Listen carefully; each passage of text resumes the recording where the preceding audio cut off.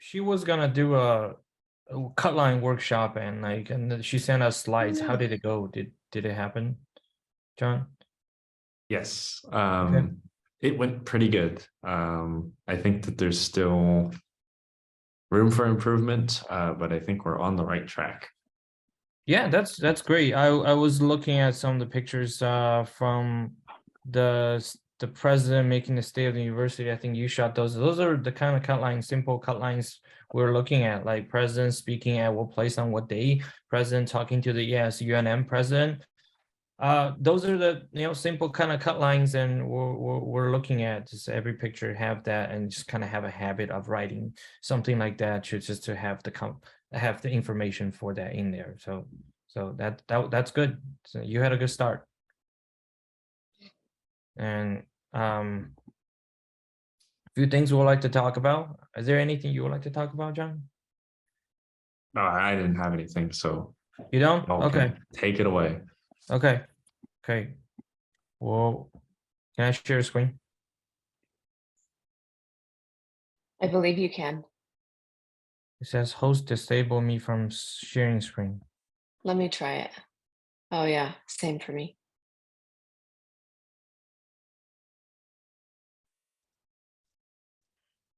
Just a couple stories we saw from the past 2 weeks, and we could talk a little bit about it. Maybe you can, you know, get the message to the photo staff and the editor, and something, we're looking at. And can I share screen now? Oh, great. You can. Okay, great.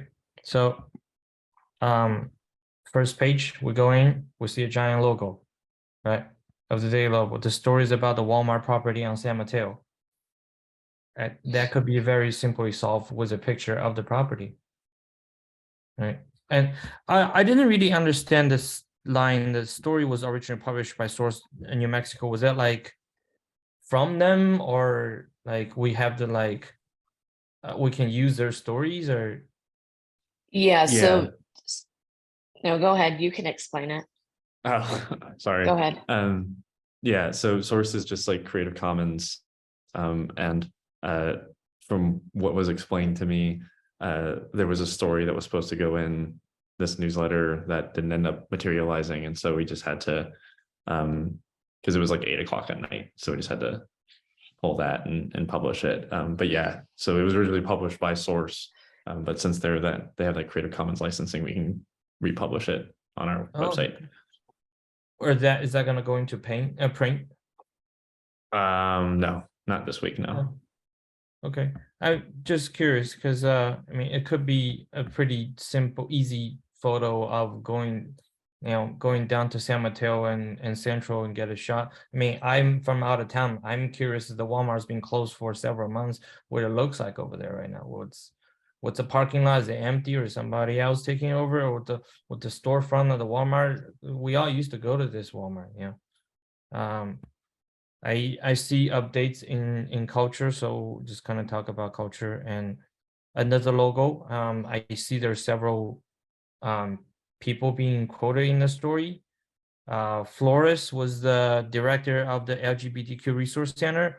If you're talking to Frankie through the story, and Frankie's being quoted through the story, worth a shot getting a picture of Frankie. Right, Frankie is being quoted from here, and later on, there's several places quoted Frankie, and Flores is being quoted throughout the story. It could worth a shot just kind of being there in person. If there's any like visual things I can see in their portrait works, or just is there anything you would like to show me? Like what is something I read the story, it's an issue that we need to pay attention to, but like if I see a picture or if is there an example of this topic that Frankie would like to bring it out? Oh, this is what's being like ignored and double standard. This is what we're talking about. Bring a piece of clothes out, or bring a piece of like poster or something out. This is what we're talking about. Like, I'm a visual learner. When I see this, I know what it is. Like, I read the story, I'm having a little bit hard time to to learning it visually what this is there. I think if we're all going out to see things visually, if this is a problem, we need to be brought, like, it's bringing awareness to the community to let people know this we need to pay attention to this kind of issue. And if I'm not gonna be thinking about those words, but if there's something Frankie or Maze have something to to show, and I can have a piece of visual. And this is the double standard we're talking about. When I'm going to a store, when I'm going to walk by a shop, I know this is what it means. I see, oh, this is the things that I saw in the story. I visualize it, and I was like, oh, that's something we need to look for. You know, we can have more a visual understanding of it, right? Same thing goes with Thrifter. I saw the gallery on the front page. I see 3 pictures of what's in the thrift shop. Could find a person shopping in the store, and like I think we talked to Henry before about talking to people being in the store. When you're in the thrift shop, you find people, kind of talk to them. Or if the reporter Jordan goes into the store with a photographer together, they could talk to somebody. Hey, can we quote you in the story? Like, what's your philosophy of shopping in the thrift store? Right? Go out, like, go out in pairs, and the person who might be mentioned in the story that's being photographed, and you can start with that. You know, go out in pairs and talk to, and be in the store. And I'm like, this is not anything I haven't seen in the shop, like, but I'm seeing in a, like, that looks like an empty thrift store with no people. But like, is that an issue that nobody's in the thrift shop? I'm sure there's people in the thrift shop. Like, just approach them. I know it's a hard thing to begin with. Once you start, like, you'll get the rhythm. Like, that's something we can tell the staff and say, don't be afraid to talk to people. But it's good to go out. It's good to go out and interview people. And the photographer themselves can go out, just say, hey, we're doing a story about this. Can you tell us about, like, how you shop? Or like, are you shopping on the weekends? Are you shopping after work? Like, any of the information you can get, because you're a photojournalist and you're not just there to take a picture of clothes. You're there also to get information for the story. Right. Right. And Hey, I Jen think- Fu, can I interject for a moment yeah, when go you're ahead. done? Go ahead. John, I have a question for you. And I think this might, I think this might be where a disconnect could be happening. When a photographer is given an assignment, first of all, are they given assignments, or they're able to choose their own assignments? They're able to choose. So it's like we just pitch it out, like the story, just kind of like the reporter can pick it up, and photographer the same way. Interesting. Okay. Are stories like prioritized visuals? So say there's a story going to run on A1. Is it like, okay, someone has to take this assignment, or if it's left, then no one takes that assignment? How does that work? I guess usually I would say we're not conceptualizing it that far ahead, in terms of like knowing like what story is going to go on the first page, like from that Sunday. So no, it's usually just like, you know, it gets picked up if someone picks it up, and then from there sort of seeing like what the visual is going to be, I guess. Okay. And then, so I have comments. I'm just asking questions to get a sense of things first. So a photographer picks up the assignment they want, and then are they contacting the subject to arrange a time to make the photographs? Or are they like thrift store story? Are they just saying, okay, I need to take photos at a thrift store, and they're showing up unannounced at the thrift store? Or are they calling the owner and scheduling a time to show up? I guess I don't know specifically, and it probably varies. I mean, for a portrait, obviously, it's going to have to be like, either the photographer goes with the reporter during the interview, or like the photographer reaches out at a separate to organize a separate time. With something like this, if I had to guess, it was probably more likely the third option of just like kind of showing up unannounced, taking some photos, and then leaving. But I guess in that one specifically, I don't actually know it's possible that Henry Okay. reached out, but I would say that's not like something that we encourage them to do. So Okay.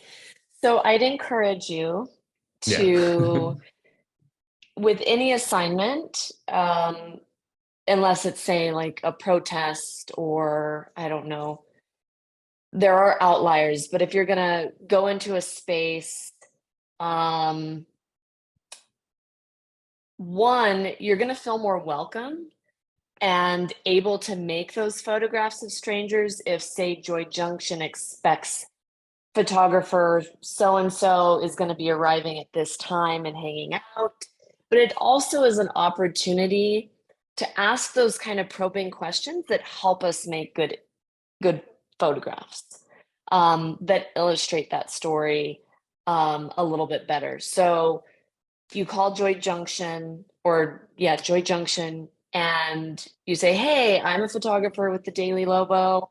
I'm hoping to make some photographs not only of the thrift shop, but of people who are shopping." And usually they'll be like, "Ah, sure, come on in, whatever."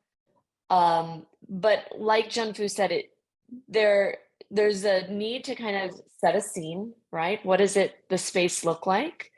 But also, if you're being an ethical thrifter, who is an ethical thrifter? Like, can I see that person in the store? And that takes a little more legwork, right? That takes more scheduling and asking those questions with intention so that we're able to make the photograph that'll really help illustrate that story. So, one, I would say you should always be contacting them. I know when I've had certain stories, for instance, going to a grocery store or something like that, where I need to get photos of, I don't know, eggs. Okay, eggs have been in the news, and they just want me to show up and make photographs of eggs.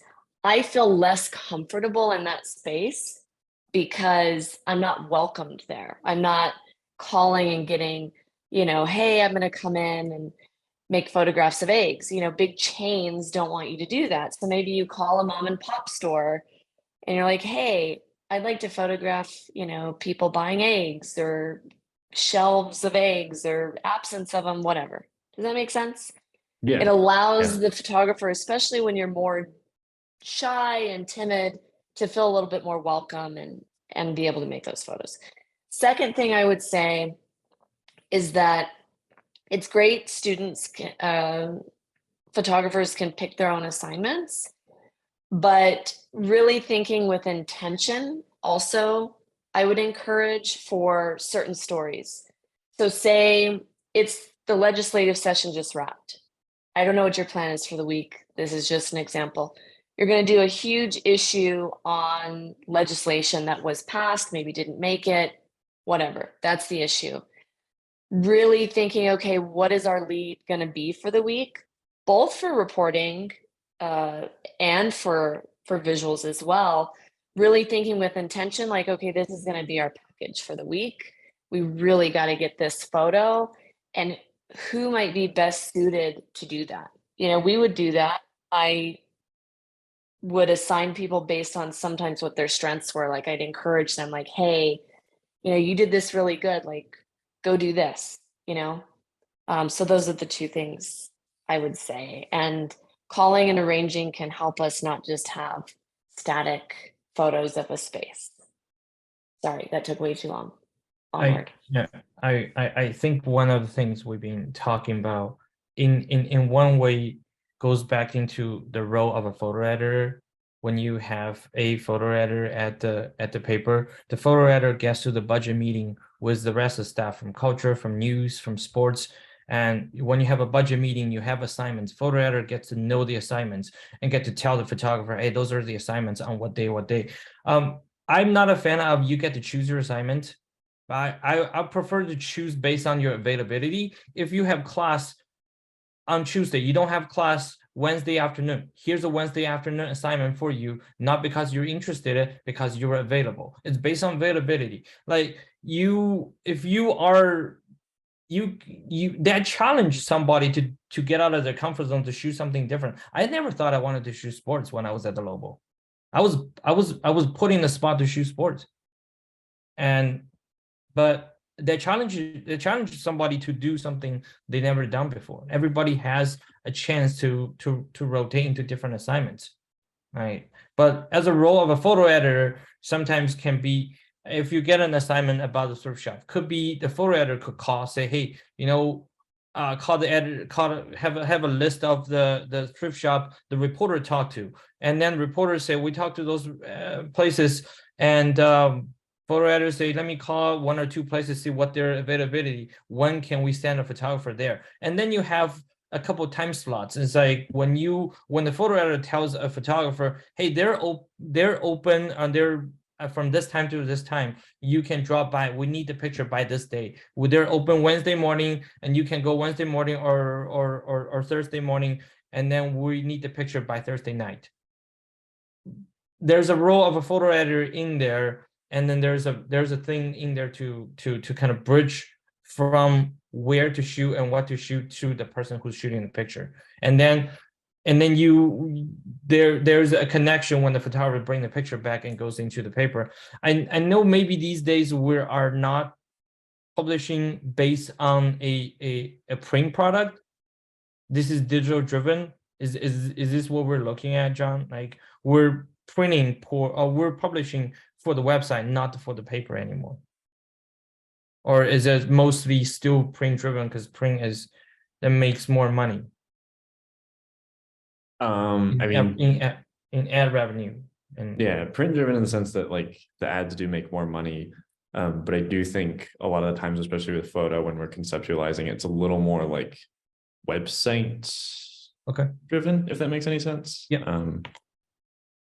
Okay, because I've been wondering, because we come from the print era, we print 5 days a week, and now it's once a week. But like I think there are some criteria we're looking at, and it is a web driven, and but print is still a proud product that comes out once a week, right?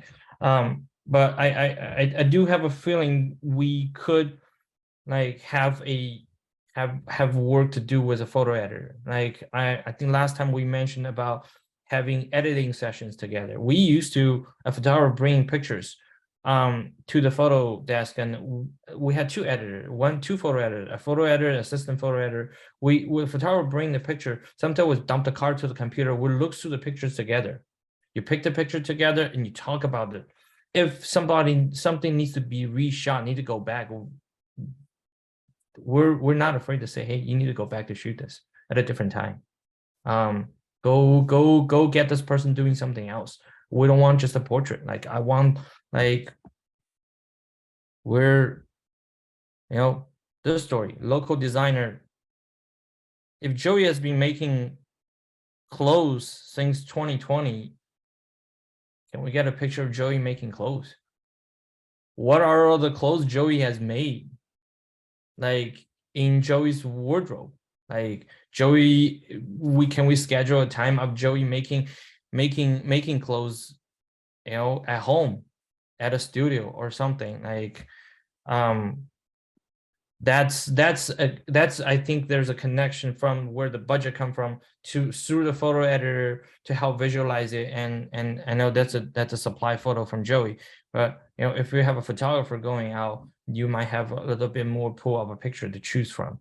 And also, you get to have your own style of pictures you want. Who's available to meet Joey on what day and hang out? Like photo editor could make a call, talk to Jordan who wrote the story. Hey, is Joey, like Jordan can give the phone number of Jordan Joey to the photo editor. Photo can call, is Joey available this time, this week sometime, and we can go out and get some picture of Joey making clothes,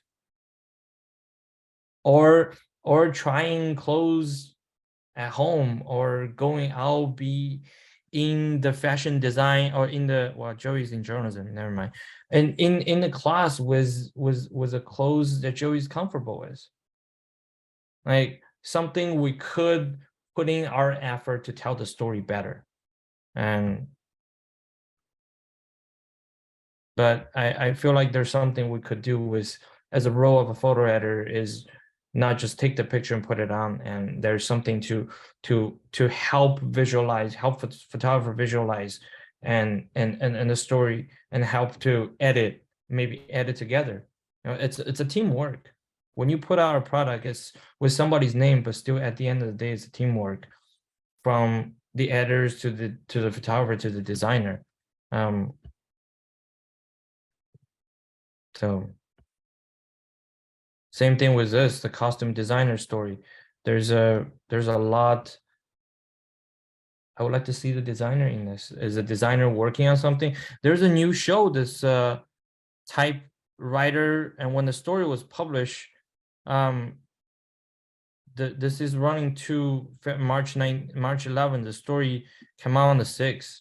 Like, is there behind the scenes story? Is there a behind the scene photo of this show was on? We can get like them working behind the stage, or this wardrobe and what they put out and everything of the people who mentioned in the story.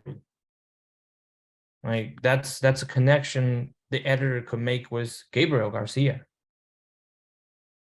Like if it's a UNM student doing this, Emma is being mentioned several parts in the story.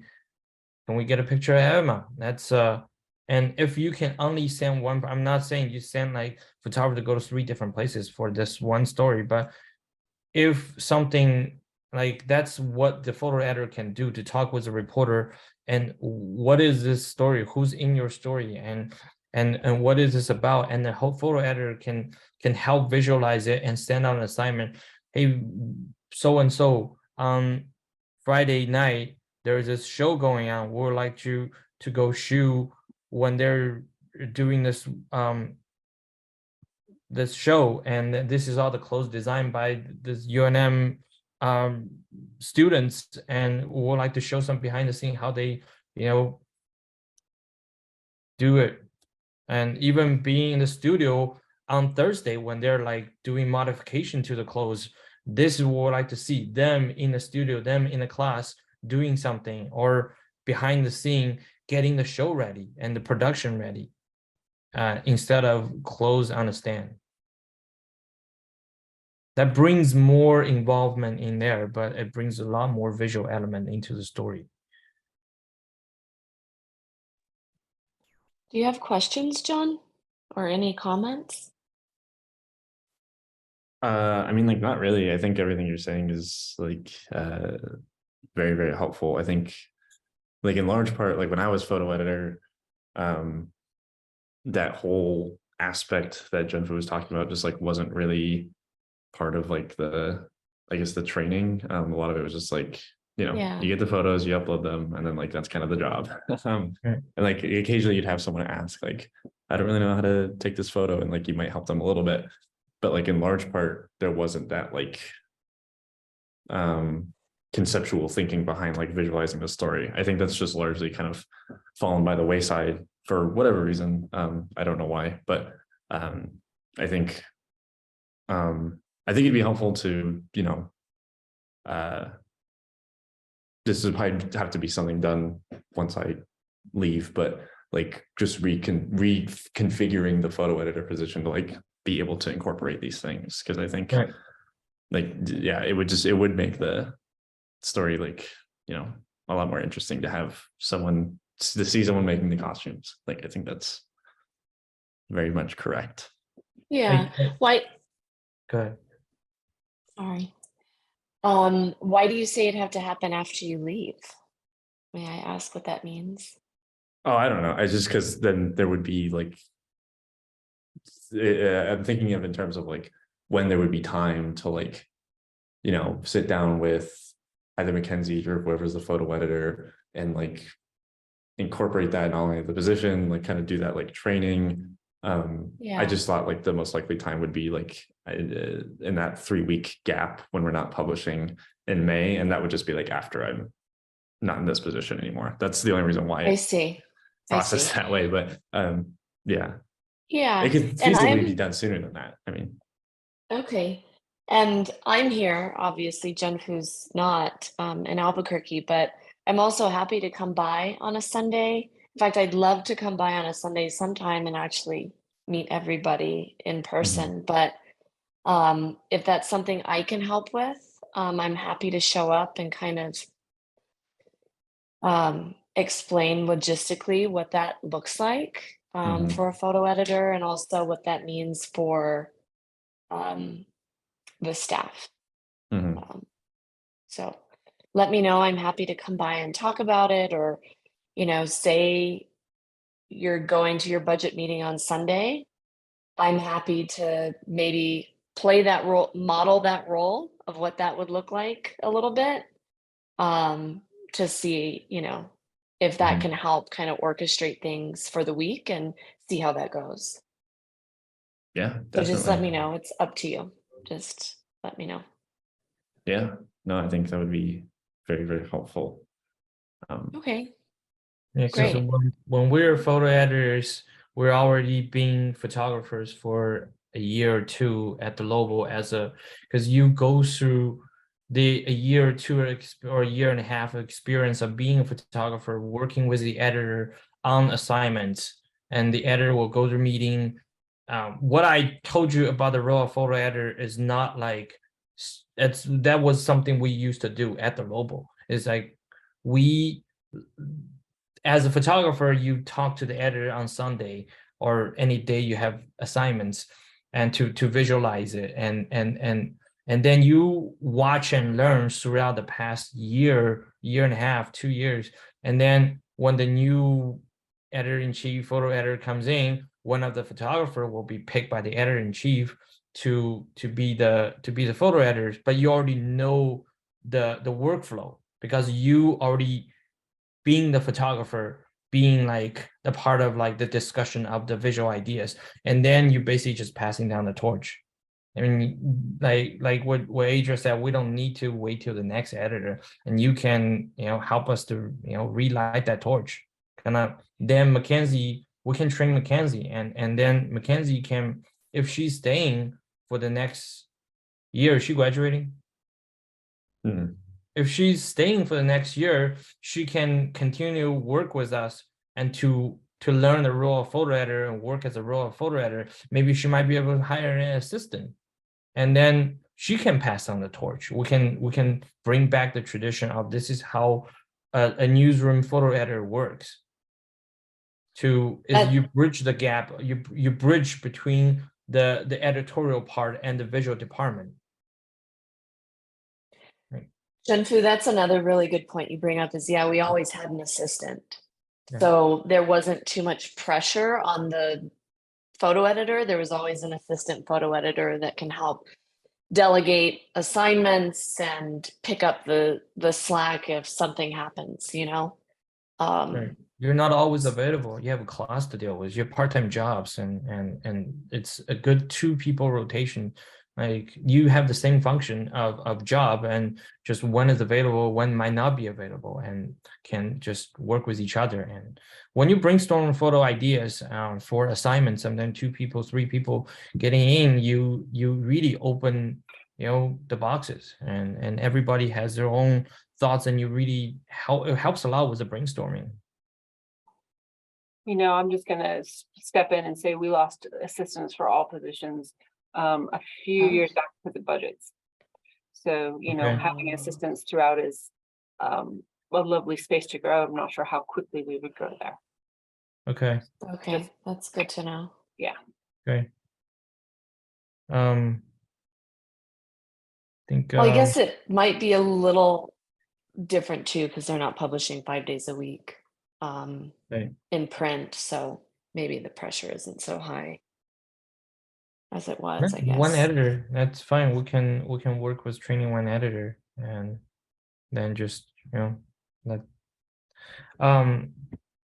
at some point we can talk about equipment and I might have some ways of like working with somebody out like Canon or somebody to um find some equipment that could be used. Would that be something we could be looking at, or is that something like that the Lobo might need could use? I think so. I think we have, and I meant to do it this weekend, actually forgot about it for spring break, get our camera bodies in to see if we can at least get a functioning camera body out of what we have. Okay. And then see, I think one of the things that has changed a little bit is that most photographers, not all, but many of them have their own equipment these days. John, is that Yeah. that's correct? Yeah, it's basically become like a minimum requirement of like asking during the interview, like if you have your own camera, and usually like 95% of the time it's a yes. So So we Okay. haven't felt like it's precluded folks, but I know we've got somebody, I think, who's, maybe a decent photographer, doesn't have a camera, and we have to think about lenses for sure. Because Right. having a camera is not necessarily, doesn't mean you have the right lenses for Right. the It would be project. good we have a pool to use because that opens a door for more people who Absolutely. want to do this, want to learn this, and Mhm. great. Yeah. I'll can you any chance you can send me a list of what you have right now? Sure. Yeah, then I'll look at it and I have a couple of people I'm talking to and see what we can work out. So there's a lot of company are switching things right now, so if they might have a surplus of something. So Yeah. um, I'll put that together for you this week. I think Mackenzie did something just recently, so I'll get like an that. inventory of things. Yeah. Yeah. Okay. Great. Um, I have a few other things I'd like to mention or ask about. Um, I was thinking of what was so powerful about what Mark brought to us students. And one of the things was when he would show work, I think being able to have a presentation on work and what it means to someone and how they got their start can be really inspirational. And I don't think necessarily it needs to be Jun Fu or I, but I was thinking of, Jun Fu and I have a lot of connections now. We know a lot of different photojournalists that aren't local but maybe have a connection to New Mexico, or maybe they don't, but that might be able to present to students and kind of, you have to be able to see something inspiring or be like, wow, I want to make a photograph like that, or wow, I want to do a story like that. And so would you all be open to maybe Junfu and I did a critique every other week? And then maybe on those other days, maybe once a month, I don't know, someone else can present some work. Would you be open to that or think that's a good idea?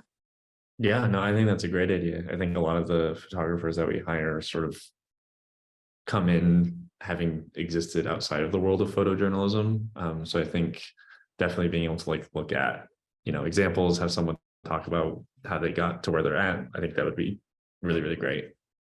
Okay. Junfu and I can work on that. I have some people in mind that are from Albuquerque. I think that can be inspirational to some people because we always think of Albuquerque as like this little small place, and to see other people who are from here or maybe went to UNM for a little while and have gone on could be really inspirational. So I can work on that. And then another question I had.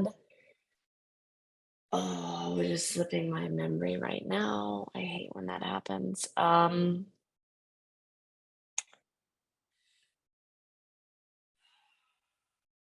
don't remember. I'm gonna bring What something my real quick. Go So ahead.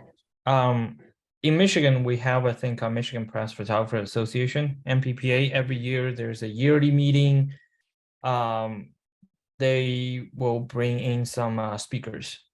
And this year, the speakers are on April 15th.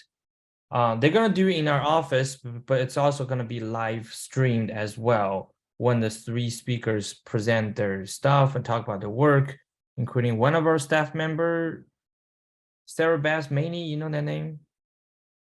Yeah, she's the one shot that Kentanji Brown Jackson's daughters, that smiling picture during the hearing. And that will be on April 15th. It's a Saturday. I don't know exact the time, but I can send you a link. It's some ways of opening of looking at like, hey, there's 3 photographers gonna be presenting their work. Some of them are just out of college, like in a year or 2. So if I'll send you the link. I encourage everybody, if they're interested, to watch. That it's always fun, you know, like and just it's a Saturday, April 15th.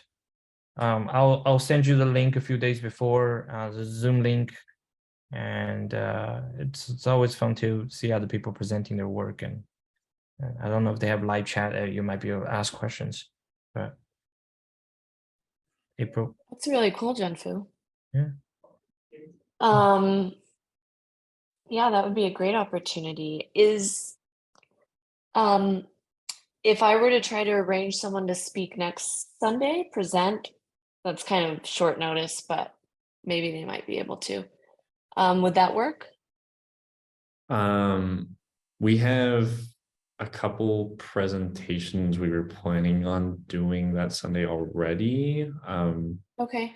Would we maybe be able to aim for the 9? It's Easter. 16th is like really far out though. If there's someone who can come in on next Sunday, we can make it work. At 1:30, at 1:30? Either one would be fine. Okay. 1:30 Okay. probably better though, I think. Okay. Yeah. Okay. And then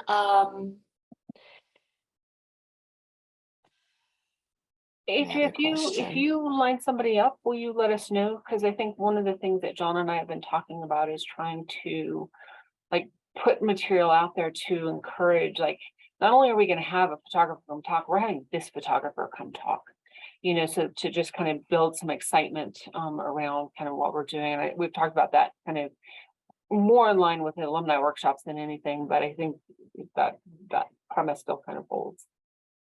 Okay, awesome. Yeah, I can maybe have them send a bio That'd be or fantastic. something that you can send out. Can Jenfu and I get like a working list of photographers' contact information?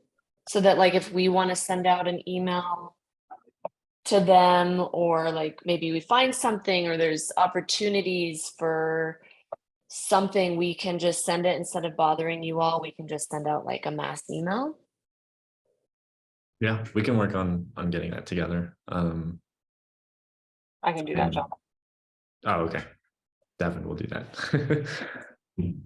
Thank you, Davin. Yeah. I think that's it for me. What about you, Jianfu?